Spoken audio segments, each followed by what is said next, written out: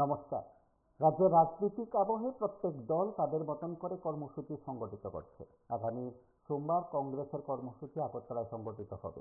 তার পাশাপাশি বিজেপি তার মতন করে বিহার বিজয় সমাবেশ সংগঠিত করছে। আগরতলা ব্যতীত রাজ্যের বিভিন্ন জায়গায় কর্মসূচি চলছে। ইতিমধ্যে বেশ কয়েকটি জায়গায় কর্মসূচি সম্পন্ন করা হয়েছে। কংগ্রেস সিপিআইএম তাদের মতন করে কর্মসূচি করছে শাসকের বিরুদ্ধে। শাসক বিহার বিজয়কে সামনে রেখে প্রচার জারি রেখেছে। আমরা প্রত্যেককে নিয়ে আপনাদের প্রত্যেককে নিয়ে আলোচনা করব এই কারণে যে রাজ্যের রাজনৈতিক আবহে এই সময়ের মধ্যে মথার কর্মসূচি দেখেছেন, সিপিআইএমের কর্মসূচি চলছে, তার পাশাপাশি বামপন্থী বিভিন্ন সংগঠনের কর্মসূচি চলছে। একই সঙ্গে কর্মসূচিকে জোরালো করা হচ্ছে এই সময়ের মধ্যে। আর সেগুলো হচ্ছে এই যে রাজ্যের রাজনৈতিক পরিমণ্ডলে বিহার বিজয়কে যেমন শাসক বিজেপি তুলে ধরার চেষ্টা করছেন প্রত্যেক জায়গায়, প্রত্যেকের কাছে বা প্রত্যেক মুহূর্তে, ঠিক তার বিপরীতে সমকূট সহ বিভিন্ন বিষয়কে সামনে রেখে সিপিআইএম এবং কংগ্রেস তাদের কর্মসূচি জারি রেখেছে। আগরতলায় আনুষ্ঠানিকভাবে কর্মসূচির ঘোষণা দেওয়া হয়েছে কংগ্রেসের তরফে। তার পাশাপাশি অন্যান্য যে বামপন্থী সংগঠনগুলো রয়েছে সেই সংগঠনগুলো কর্মসূচি জারি রেখেছে। এই কর্মসূচিকে জোরালো করার ক্ষেত্রে বামপন্থী সংগঠনগুলো যেমন ময়দানে রয়েছে বা অন্যান্য সংগঠনগুলো ময়দানে রয়েছে, তার সঙ্গে এই সময়ের মধ্যে কংগ্রেস তার কর্মসূচি ঘোষণা করেছে। আপনারা প্রত্যেকে জানেন যে রাজ্যের মুখ্যমন্ত্রী কয়েকদিন আগে বেশ কয়েকটি জায়গায় গেছেন এবং তিনি তার মতন করে কর্মসূচিকে গুরুত্ব দিয়েছেন এবং সেই কর্মসূচির নিরিখে গুরুত্ব দেওয়া হয়েছে কোনগুলোতে, অর্থাৎ এই রাজ্যের বুকে সরকারের যে কাজকর্মগুলো করা হচ্ছে তার উপর। বিশেষ করে জনজাতি অধ্যুষিত এলাকায় কর্মসূচিকে জোরালো করা হয়েছে এবং সেই কর্মসূচির মাধ্যমে যে বক্তব্য রয়েছে সরকারের বা শাসক হিসাবে যে বক্তব্য রয়েছে, সেখানে রাজ্যের মুখ্যমন্ত্রী সরকারের উন্নয়নমূলক কথাগুলো বলছেন, জনজাতি কল্যাণে কী কী ব্যবস্থা সেখানে নেওয়া হয়েছে সেগুলো বলছেন। তার সঙ্গে গুরুত্ব দেওয়া হচ্ছে কোন দিকটাতে, দলে যোগদানকে। আপনারা কয়েকটি দৃশ্য সেখানে দেখছেন। সেখানে ইতিমধ্যে বেশ কয়েকটি জায়গায় সেখানে কর্মসূচি জোরালো করা হয়েছে, অর্থাৎ দলে যোগদান কর্মসূচি। জনজাতি এলাকায় বিজেপির তরফে কর্মসূচি নেওয়া হয়েছে, মন কি বাত হোক বা অন্যান্য কর্মসূচি হোক, কিন্তু সেই সঙ্গে জনসভা বা দলে যোগদানকে গুরুত্ব দেওয়া হয়েছে। জনজাতি নেতৃত্ব যারা আছেন বিভিন্ন অধ্যুষিত এলাকায় প্রতি মুহূর্তে কর্মসূচি সংগঠিত করছেন। আমরা সেদিক থেকে বলছি যে বিহার বিজয়কে সামনে রেখে একদিকে যেমন শাসক শিবির রয়েছে, ঠিক তার উল্টো দিকে সেখানে কর্মসূচি সংগঠিত করছে সিপিআইএম, কংগ্রেস এবং বিভিন্ন বামপন্থী সংগঠনগুলো। সমকূট সহ বিভিন্ন ইস্যুতে তাদের কর্মসূচি জারি আছে এবং শাসক দল একাধিক জায়গায় কর্মসূচিকে জোরালো করেছে এবং সেই কর্মসূচির মাধ্যমে তাদের যে বক্তব্য, তাদের যে ভাষ্য, তারা যে বিষয়বস্তুকে জনগণের কাছে তুলে ধরতে চান তাকে জোরালো করেছে। আজ আগরতলায় কংগ্রেস ভবনে সংবাদ মাধ্যমের মুখোমুখি হয়ে কংগ্রেস নেতা তথা আদিবাসী কংগ্রেসের প্রদেশ চেয়ারম্যান শব্দকুমার জমাতিয়া সংবাদ মাধ্যমের মুখোমুখি হয়ে বেশ কিছু বিষয় নিয়ে উত্থাপন করেছেন। তাতে স্পষ্ট হয়েছে কংগ্রেসের আদিবাসী এলাকায় তাদের সাংগঠনিক ভিত মজবুত করার বিষয়। এডিসির নির্বাচনকে সামনে রেখে তাদের সাংগঠনিক কাজকর্ম তাকে জোরালো করার বিষয়। আর এক্ষেত্রে এই সময়ের মধ্যে গুরুত্ব দেওয়া হয়েছে প্রত্যেক জায়গায় কর্মী সম্মেলন, কর্মীদের নিয়ে বৈঠক, বিভিন্ন ইস্যুভিত্তিক আলোচনা, সর্বোপরি এডিসি এলাকার জনগণের কল্যাণে যে কাজ করার দরকার শাসকের, সে কাজ করা হচ্ছে না, এমন অভিযোগ তুলে সেখানে আদিবাসী কংগ্রেস কর্মসূচি জারি রেখেছে। আগরতলায় সংবাদ মাধ্যমের মুখোমুখি হয়ে আদিবাসী কংগ্রেসের তরফে শব্দকুমার জমাতিয়ার কি বক্তব্য আমরা শুনব।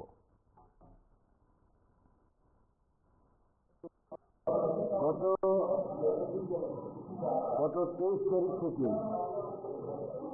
গতকাল 4 তারিখ পর্যন্ত বিভিন্ন জায়গায় সারা রাজ্যের সেই জামপুর হিল থেকে আরম্ভ করে হাবরুম পর্যন্ত বিভিন্ন এলাকায় বিভিন্ন জিনিসে যাওয়ার চেষ্টা করেছি এবং গিয়েছি। এবং বিভিন্ন এডিসি এলাকার সাধারণ মানুষের সাথে কথা বলতে চেষ্টা করেছি। এই সফরে সবচেয়ে বড় ব্যাপার হচ্ছে আদিবাসী এলাকায় কাজ খাদ্য কিছুই নেই। আমার অভিজ্ঞতা থেকে আমাকে বলতে হয়, খুবই দুঃখজনক এবং খুবই ব্যথিত ব্যাপার। আদিবাসী এলাকায় যদি আজকে রাবার না থাকতো, তাহলে আদিবাসী মানুষ হাজার হাজার মানুষ কিন্তু আজকে কি বলে মৃত্যুর মিছিল হতো।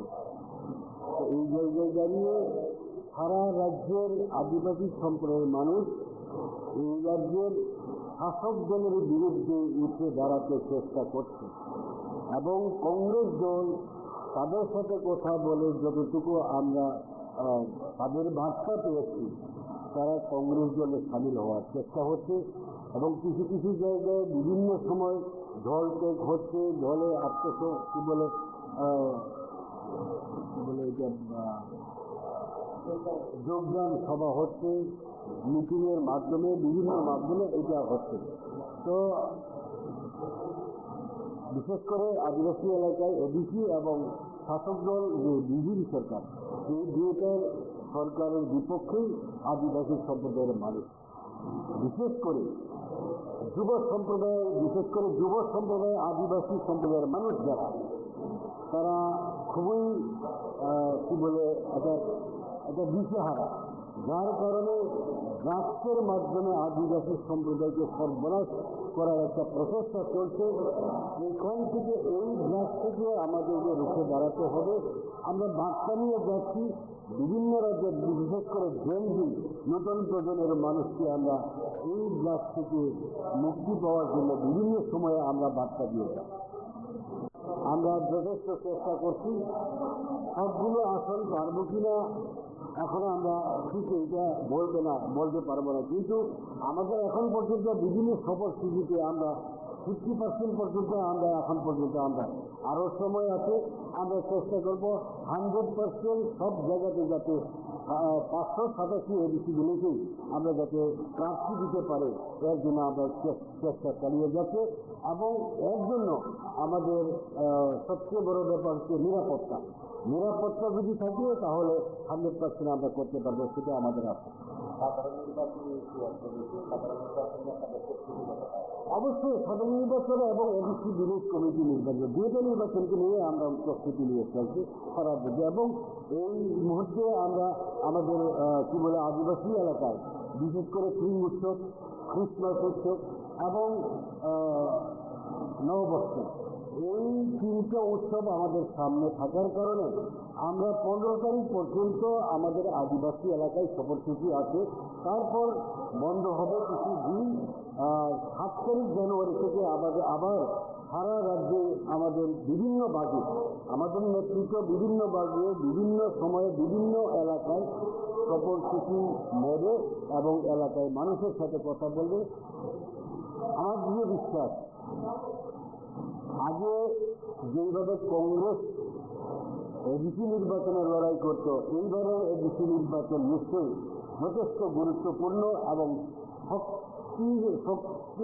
বিশেষভাবে শক্তি নিয়ে আমরা মাঠে নেমেছি এবং আমরা সেই শক্তি প্রদর্শন করে একটা সফলতা আনতে পারবো, আমার দৃঢ় বিশ্বাস।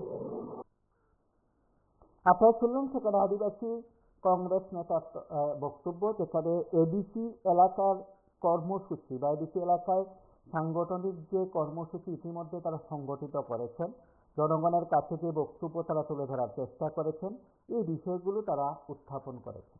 কেন উত্থাপন করেছেন? কারণ একটাই, যে কংগ্রেসের তরফে সেখানে ঘোষণা দেওয়া হয়েছে কর্মসূচিকে জোরালো করার ক্ষেত্রে।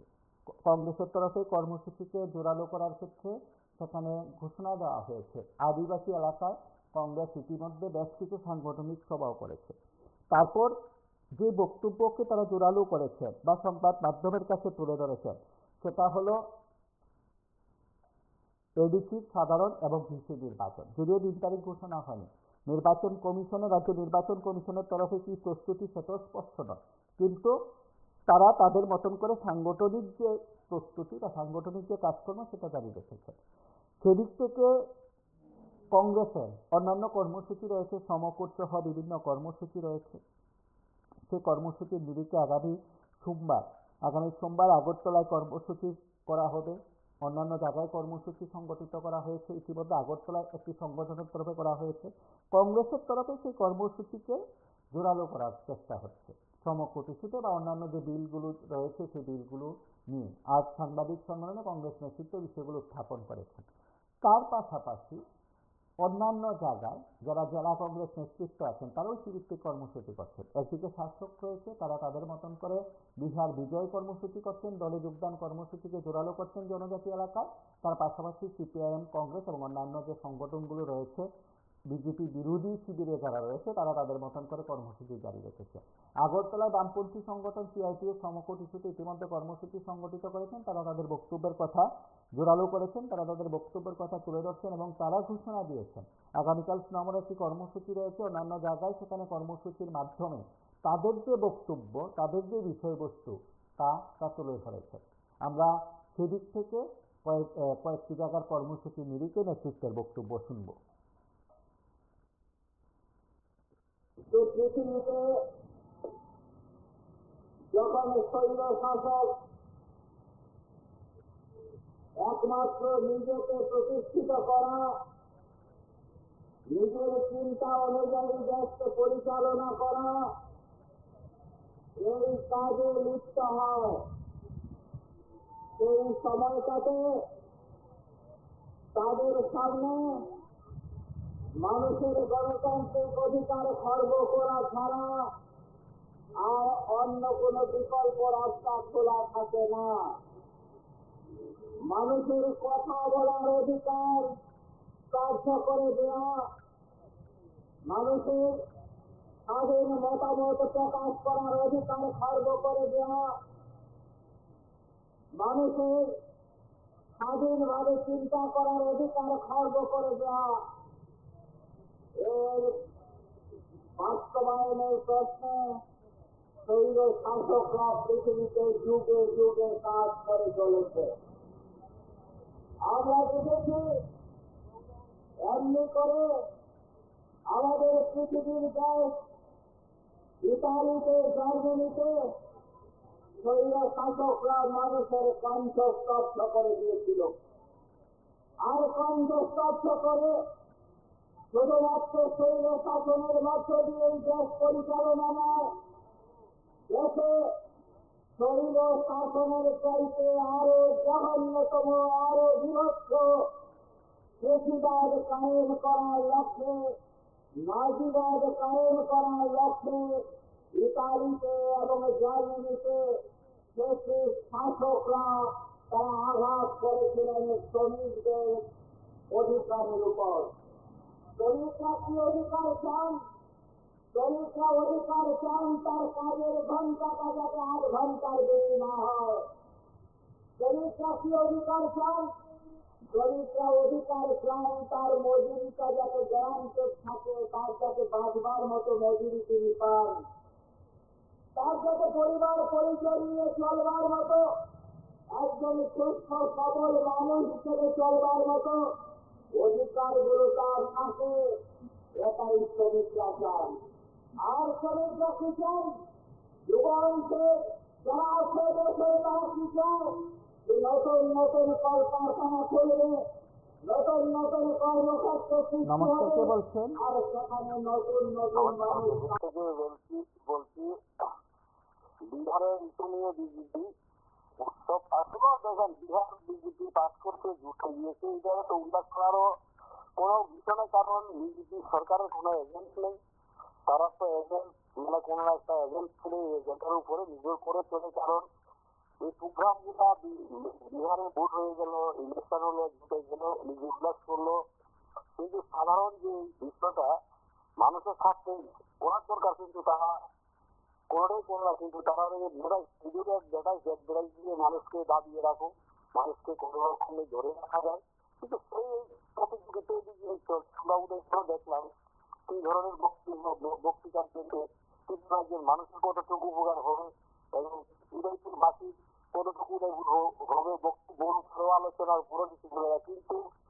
100-র মধ্যে 80 থাকবো বামফ্রন্টের বিরুদ্ধে, 20% থাকবে, 10% বন্ধু পার্সেন্ট থাকবো কংগ্রেসের বিরুদ্ধে। এটা করে গেল, সেটা করে গেল, কিন্তু বামফ্রন্ট যেটা করে গেল, দ্বিতীয়তে এখন কিন্তু বর্তমানে তারা বসে বসে মানে কথা বলতে, সেগুলো কিন্তু বামফ্রন্টে করা যাই হোক, কিন্তু যে কথার প্রতিশ্রুতির মাধ্যমে ত্রিপুরা রাজ্যে বিরোধিতা আসছিল, কিন্তু তার ধারে কাছে না, বেকারের জন্য নাই, রেগার সম্বন্ধে নেই, মানুষকে কিভাবে বিদ্যমাতা দেওয়া যায়, 10টা বামপন্থী সরকার 10টা দিয়েছে, তারা কিভাবে 12টা করবে সেটা কিন্তু ভাবনা চিন্তা নাই, তারা কিভাবে কমানো যায় সেটাই কিন্তু চলছে প্রতিযোগিতা। কিন্তু তাদের পয়সার তো কোনো অভাব নাই, কারণ ত্রিপুরা রাজ্যে উন্নয়ন নাই, উন্নয়ন থাকলে না হয়তো, কারণ এই উন্নয়নের টাকা কোথায় যাচ্ছে ত্রিপুরার মানুষ হিসাব করে দেখবো, আগামী দিন মানুষ ঠিক করা যায়। কিন্তু আসলে দেখি প্রত্যেকটা দলে দলে কিন্তু চলছে ঠিকাদারের মধ্যে মারামারি, দলে দলে মারামারি, কার আগে সে পকেটটা ভর্তি করবে, কার আগে সে টাকাটা ধরবে, কিন্তু এই প্রতিযোগী দেশ চলছে, কিন্তু মানুষ তো ডরে বই, কারণ তাদেরকে প্রশ্ন করে না, তাদেরকে প্রশ্ন করা করলে এখন করলে সন্ধ্যার সময় কারণ আবার আক্রমণ করে দেবে, কারণ ত্রিপুরার আইন প্রশাসন নাই। কারণ আমি এখন আক্রান্ত হলাম, আমি থানার মধ্যে গেলাম, আমি যদি থানার মধ্যে যারা মানে সেটা করি, কিন্তু সেটা গ্রহণ করবে না, কারণ তার জন্য কিন্তু মানুষ মুখ খুলতে পারছে না। যখন মানুষ মুখ খুলবে তখন বিজেপি যারা নেতৃত্ব সরকারের, তাদের পরিষ্কার চাওয়াটা বেরিয়ে আসবে যে ত্রিপুরা রাজ্যে 8-10 বছরে, ত্রিপুরা রাজ্যে 20 বছরে যে দাম পয়সাটা সারা ত্রিপুরা রাজ্যে রাস্তাঘাট, হসপিটাল, স্কুল, বিদ্যালয়, সমস্ত কিছু কোনা অঙ্গনারী সেন্টার গুলা, সাব সেন্টার গুলা করে দিয়ে গেল, তারা কতটুকু করে রাখতে পারলো, কিন্তু সেটা মানুষ আশা করবে। কিন্তু আসলে বর্তমান পরিস্থিতির প্রেক্ষাপটে যে পরিমাণে ত্রিপুরা রাজ্যে বেকারের ঊর্ধ্বমুখী হলো, গতকাল প্রতিদিনে আলোচনা হলো বেকাররা কনস্টেবলের জন্য ফাল হাতে নিয়ে ভিক্ষা করছে সরকারের কাছে, তারা বলছে মানে সবকা বিকাশ, বেকারের কর্মসংস্থান লিস্ট করলে হবে, কিন্তু আন্দোলন করতে হবে না, পার্টির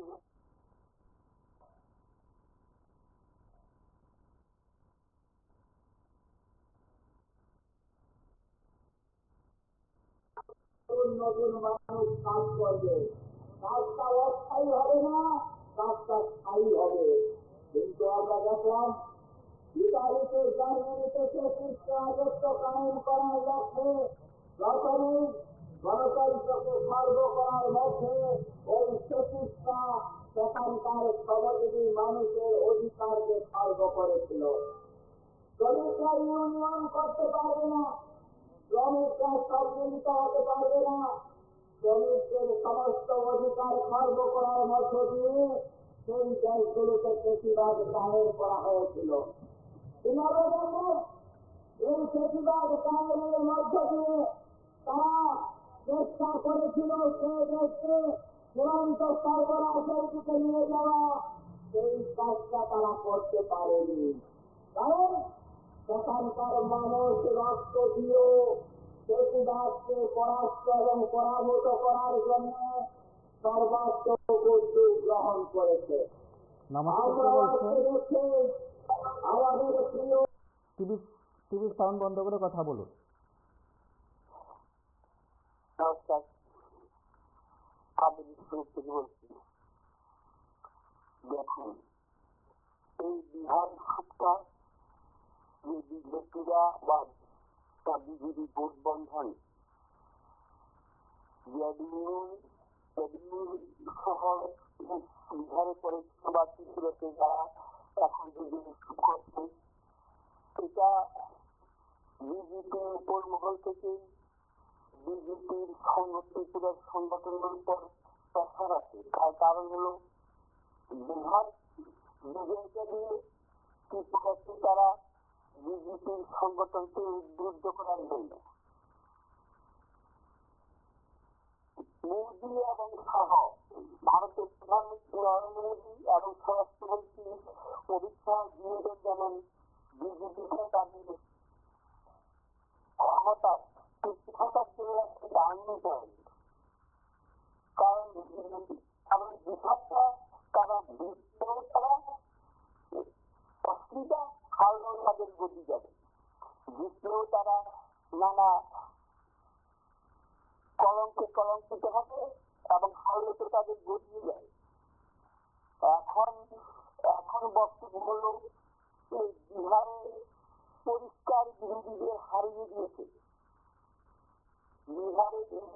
হারে নাই, তাদেরকে জোর করে হারিয়ে দিয়েছে। যখন এবার একটু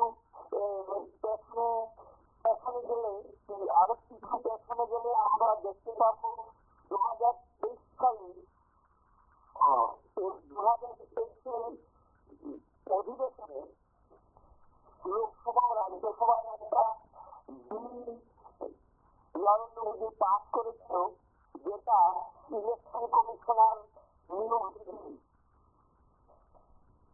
যেটা নিয়ে ইলেকশন কমিশনার যা করতে পারেন তাই করতে পারেন, তার বিরুদ্ধে কোনো কিছু করা যাবে না, তার বিরুদ্ধে কোনো মামলা করা যাবে না। আচ্ছা, আমরা বা আপনারা সবাই বলেন তো, নির্বাচন কমিশন নিয়োগের ক্ষেত্রে যদি সত্যতা থাকতো, তাহলে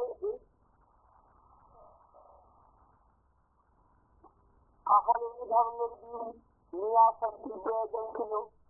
যদি সঠিক নিয়ম মেনে ইলেকশন কমিশনার কাজ করে, তাহলে এরকম আইন করার কোনো দরকার নেই।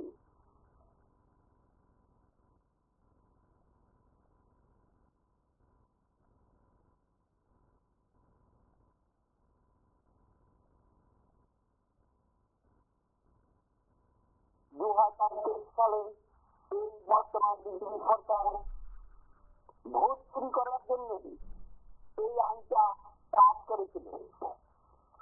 আমরা হরিয়ানা নির্বাচনে আমরা টিভি বা ইউটিউবে আমরা দেখেছি রাহুল গান্ধী একটা ভোট চুরির মডেল সামনে নিয়ে এসেছিলেন। সেই একটা ব্রাজিলিয়ান মডেল।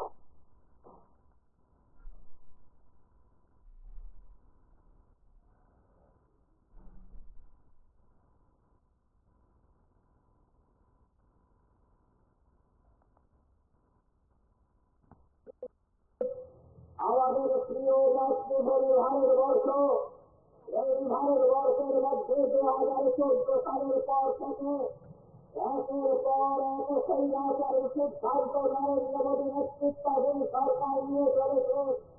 আর সেই সিদ্ধান্ত নেওয়ার মধ্য দিয়ে আমাদের দেশে গণতন্ত্রকে স্তব্ধ করে দেওয়ার জন্য সমস্ত প্রচার মাধ্যমগুলোকে নিজেদের হাতে নেওয়ার জন্য তারা উদ্যোগী হয়েছে। আমাদের দেশের মানুষের মতামতকে স্তব্ধ করে দেওয়ার জন্য, মানুষের কথা বলার অধিকার যাতে না থাকে, মানুষ স্বাধীনভাবে যাতে মত প্রকাশ করতে না পারেন, মানুষ যাতে তাদের সমিতি সংগঠন করতে না পারেন, এই ক্ষেত্রে তারা প্রতিবন্ধকতা একের পর এক চালু করেছে। তারা নাসা চালু করেছে, তারা আমাদের এখানে ন্যাশনাল সিকিউরিটি অ্যাক্ট এনএসএ চালু করেছে। নিশা যেটা আগে ছিল, কোথাও কোথাও নিশা না হলে পরও শ্রমজীবী মানুষের উপর এইরকম সর্বনাশা আইন তারা কার্যকর করার জন্য উদ্যোগী হয়েছে।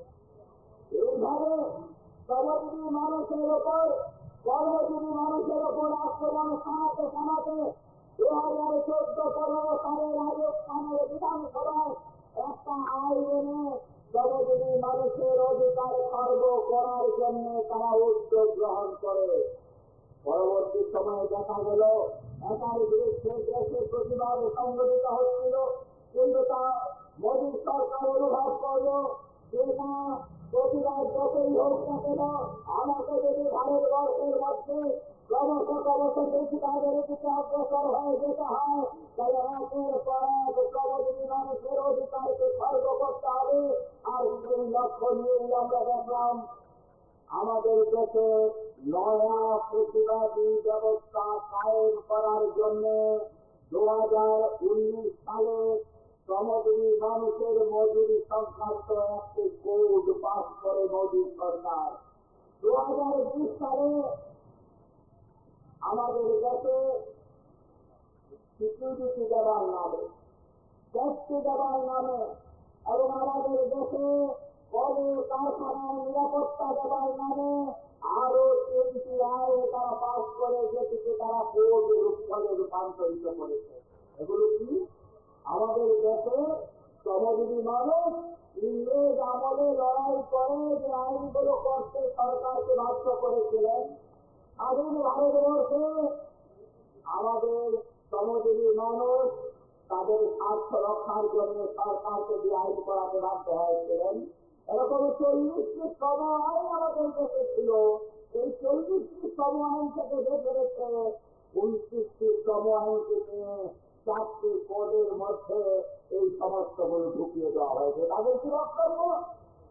আমরা যখন রাস্তায় দাঁড়িয়ে কথা বলছি, ওই কর্ণাটকে কেন্দ্রীয় দুজন মন্ত্রীর বাড়ির সামনে কর্ণাটকের হাজার হাজার অঙ্গনওয়াড়ি কর্মী, আশা কর্মী, মিডডে-মিল ওয়ার্কাররা, হাজার হাজার মহিলারা কেন্দ্রীয় মন্ত্রীদের বাড়ির সামনে ঘেরাও করে বসে আছেন গত 3 দিন ধরে।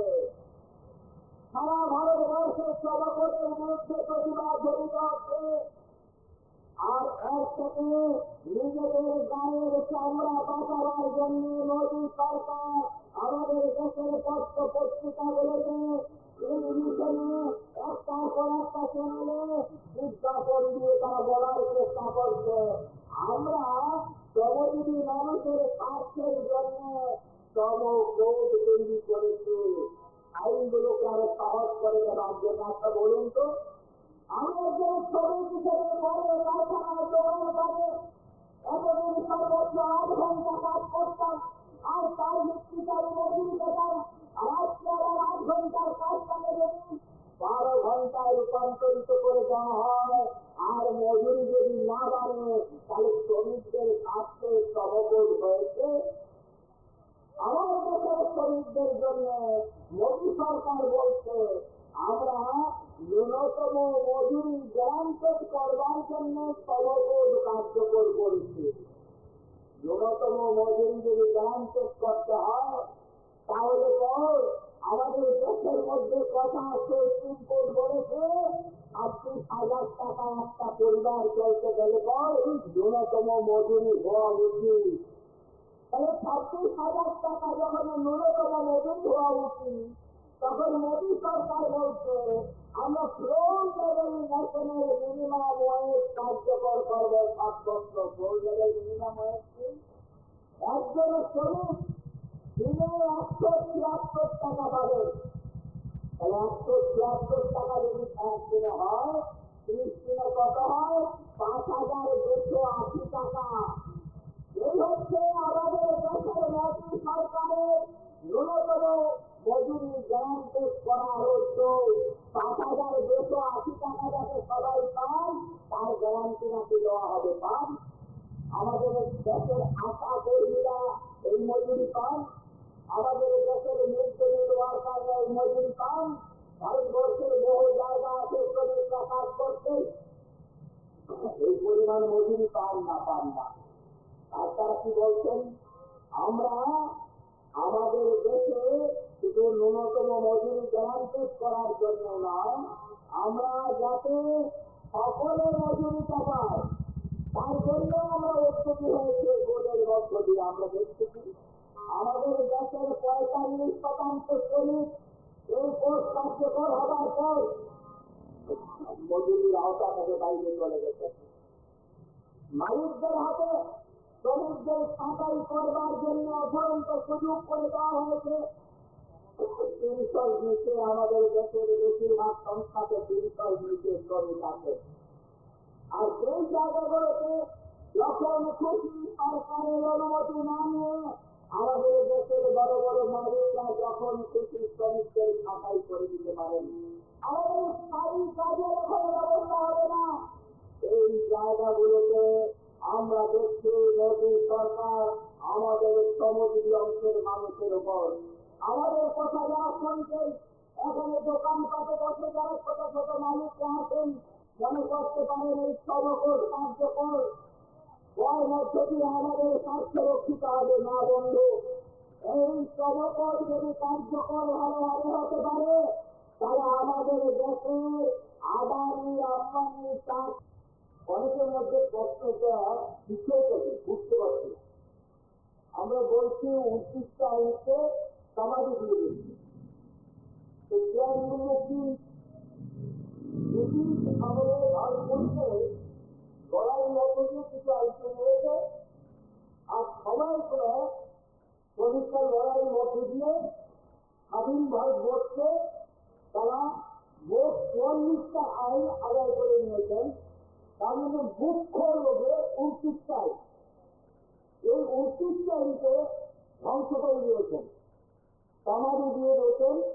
এটা আর ভারতবর্ষে এখন কার্যকরী হবে না। এটাকে ৪টা কোডে পরিণত করেছে। একটা দিয়ে ২০১৯ সালে একটা কোড পাস করিয়েছেন পার্লামেন্টের সংসদ ব্যবস্থা জুড়ে, আর ৩টা পাস করিয়েছেন ২০২০ সালে। এটাকে লাগু করার জন্য যখন রেডি হয়েছে, সারা দেশের শ্রমিক শ্রেণী ধর্মঘটে সামিল হয়েছে, আন্দোলনে সামিল হয়েছে। কয়েকটা ভারত বন্ধ হয়েছে, রাস্তার ভিত্তিক আন্দোলন হয়েছে। দেশের যুবকরা তার ভবিষ্যৎ বিপন্ন।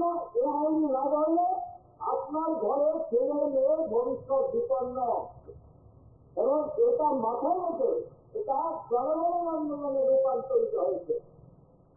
শুনেছে এটা স্বৈরাচারী সরকার, এটা মালিকে দাস দেওয়া যান একটা, এবং একচেটিয়া পুঁজি বহুজাতিক সংস্থা বণিজ্যের হেফাজত হিসেবে এই কেন্দ্র সরকারের কাজ করছে, বিদ্যুৎ নেতৃত্বাধীন সরকারটা কাজ করছে।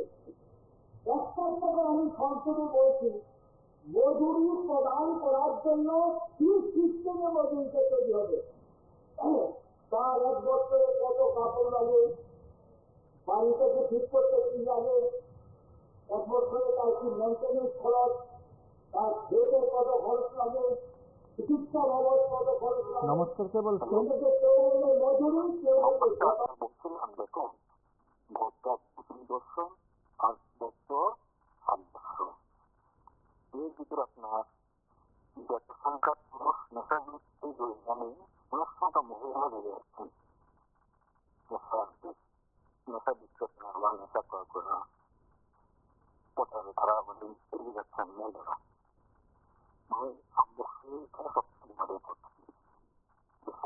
মহিলারা নেশা বিরোধী অভিযানে হচ্ছে, মানে ঘর ঘর বলছে ঘর ঘর নেশা, সেগুলো বুঝতে পারছি না। সব কন্টেনারের পর যেন নেশা আসছে, কিন্তু কতগুলো কম সাইজ হবে ফুটে ফুটে রাস্তাতে যাচ্ছে,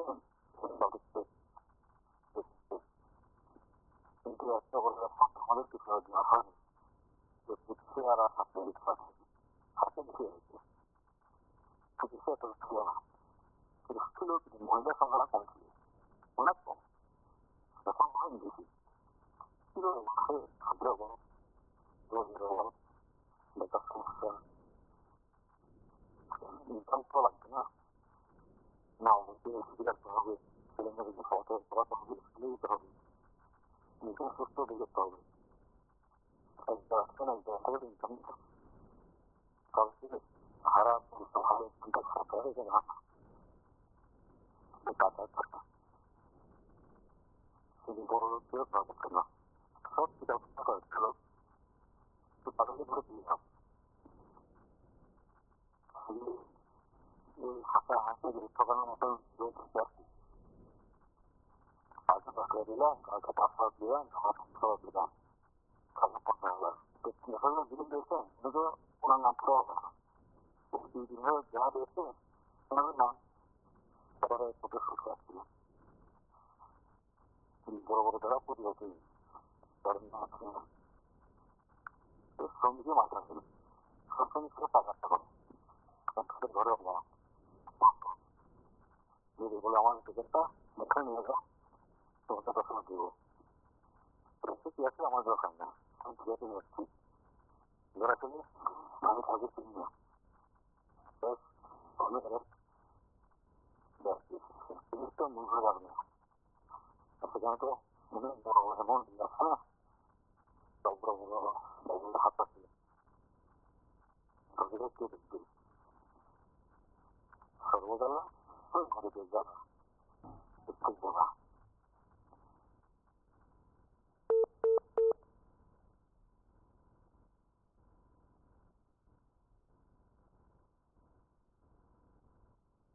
নমস্কার, কে বলছেন?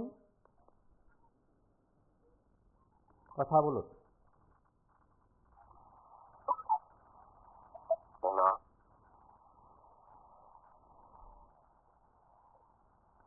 লাইভে আসছেন, কথা বলুন।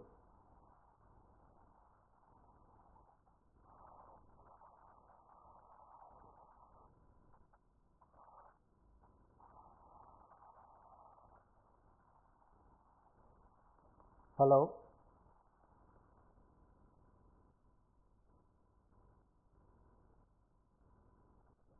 মজুরি কেউ বললে বেতন, এটার ভিত্তিতে মজুরি আইনটা নমস্কার, কে বলছেন?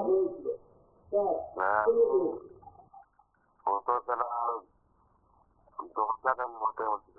কথা বলুন। আপনারা বলছিলেন সিপিএম আর কংগ্রেসের বিরুদ্ধে, শাসক দলের বিরুদ্ধে। শাসক দলে তারা ওই রতনলাল, প্রগতি রায়, ধর্মনগরের বিশ্ববন্ধু আছেন, ওরা কি কংগ্রেস হয়েছিল না? তাদেরকে জোর তরিকের যারা আছে, পদ্মসূর্য বর্মন, রঞ্জিত দেববর্মা, অগ্রগণী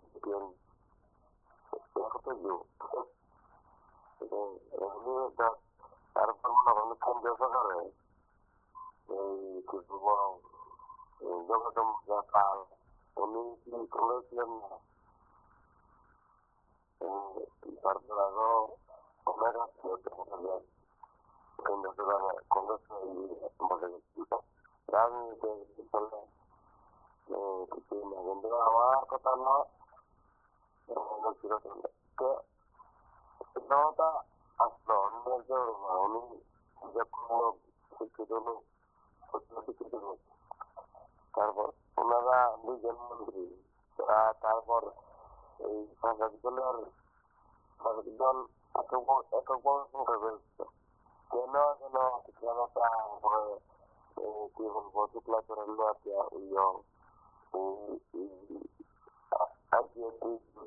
বসার কারণটা কি? আরো উন্নত হচ্ছে,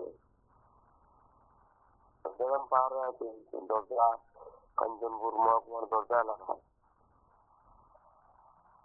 এগুলি মানে অমিত শাহ আর নরেন্দ্র মোদী তারা এগুলি করছে। তারপর বিভিন্ন সামাজিক মাধ্যমে দেখছি যে এই কালকে না প্রতিদিন দেখলাম একটা মুর্শিদাবাদের হোস্টেলে দেখলাম একটা লোক বুঝল করলো। এগুলো কি চলছে? কিসের জন্য? 32 জন এক্সপেরিমেন্ট আছে বিজেপি, ভারতীয় জনতা পার্টি। এই ফালতু ফালতু এগুলো কেন দুটা মিনিস্টার আমাকে ভারতীয় জনতা পার্টি মনে করুন এই বাঙালি থেকে দেওয়া হয় বা তৃণমূল থেকে দেওয়া হয়, এই আমাদের বিরোধী মতো কেন কেন মার ওই ফটোগুলো কয়জন সিকিউরিটি তাদের খরচ হতো, এগুলো ফালতু এগুলো সব বসে অনুষ্ঠান আর নরেন্দ্র মোদী মানে আমি ওনাকে দূর দেব কেন? সামনে আসছে ব্রিটিশ কাউন্সিল নির্বাচন, তার সদস্য দিতে পারবে নর্থ ইস্ট ভারত আছে। নর্থ ইস্ট মারা নর্থ ইস্ট আন্দোলন মনে করতে তো মা বাবা তারা আসলে এমএলএ এমপি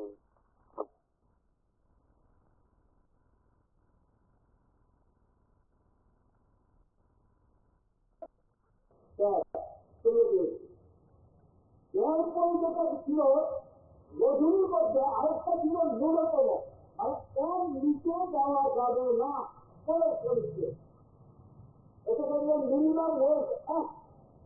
এটাকে এরাদিটাকে সমাজে দিয়ে দিয়েছেন, এটাকে তুলে দিয়েছেন। দ্বিতীয় যেটা হলো শ্রমিক কাজ করার পর কোনো উৎসবে তার বোনাস পাওয়ার অধিকার, এবং বোনাসটার মিনিমাম হলো 8.33, মানে 12 মাস যদি চাকরি করে 1 মাসের বেতন হয় 8.33। এটা কোনো উৎসবে অনুষ্ঠানে বোনাস হিসেবে পাবে। এই আইনটাকে তুলে দিয়েছে। তারপরে গিয়ে সমমজুরি সংক্রান্ত একই কাজ একজন করে সে পায় দিনে 300 টাকা 400 টাকা 500 টাকা, আরেকজন একই কাজ করে সে পায় 1,000-2,000 টাকা। এই ক্ষেত্রে একটা সমমজুরি কিছুই নিশ্চিত হবে একজন একটা আইন ছিল, এটাও করে দিয়েছে। সেই বিধান মানে কি আপনি কাজ করেন বাণিজ্য আপনাকে ঠকায় বা কোনো জায়গায় ঠকায়, তার বিরুদ্ধে সংঘবদ্ধ হওয়া, প্রতিবাদ করা, ঐক্যবদ্ধ হওয়া, তার জন্য সরকারের খাতায় দিয়ে রেজিস্ট্রি করতে হয়। রেজিস্ট্রি করে একটা ইউনিয়ন তৈরি করতে হয়, এটাকে বলে ট্রেড ইউনিয়ন অ্যাক্ট। এটাকেও তুলে দিয়েছেন। এরপরে তারা তুলে দিয়েছেন শিল্প কর্মসংস্থান সংক্রান্ত হাইয়াদের ইন্ডাস্ট্রিগুলিতে কি পদ্ধতিতে কাজ পাবে তার জন্য একটা স্ট্যান্ডিং অর্ডার আছে। কি পদ্ধতিতে তার বেতন হবে, কি তার সেফটি বিষয়গুলো হবে, এগুলির ক্ষেত্রে শিল্প একটা আইন আছে। সে আইনটাকেও তারা কালাদি দিয়ে দিয়েছেন। এবং শিল্প বিরোধ ইন্ডাস্ট্রিয়াল ডিসপিউট অ্যাক্ট, শিল্প যদি কোনো বিরোধ দেখা যায়, এই বিরোধটাকে সমাধান করার জন্য সরকারি পদ্ধতির আইন ছিল, শ্রমিককে রক্ষা করে হিসেবে এটাকে কাজ করার হতো, এটাকে তারা তুলে দিয়েছেন। তারপর যেটা করেছেন ফ্যাক্টরি অ্যাক্ট, বিভিন্ন যে ফ্যাক্টরিগুলি আছে সেই ফ্যাক্টরিগুলিতে কাজ করানোর ক্ষেত্রে কি তার বেতন কাঠামো হবে, কি তার রেস্টের ব্যবস্থা, ছুটি থাকার ব্যবস্থা ইত্যাদি থাকবে, বেতন কাঠামো কি হবে, ফ্যাক্টরিগুলিতে তার জন্য একটা ফ্যাক্টরি অ্যাক্ট ছিল। এই অ্যাক্টও তুলে দিয়েছে এখানে। তারপরে যেটা তুলে দিয়েছেন যেটা বাগিচা শ্রমিক আইন, চা বাগান, রাবার বাগান, এদের ক্ষেত্রে রেশন সহ মজুরি কি পদ্ধতি দিয়ে দেবে, কিভাবে তাদের লাভও করবেন, তার জন্য প্ল্যান্টেশন অ্যাক্ট আইনে তাদের আলাদা কতগুলো বিধান দেওয়া আছে, এটাও আমাদের দিয়ে দিয়েছেন, উঠিয়ে দিয়েছেন লাইনটাকে।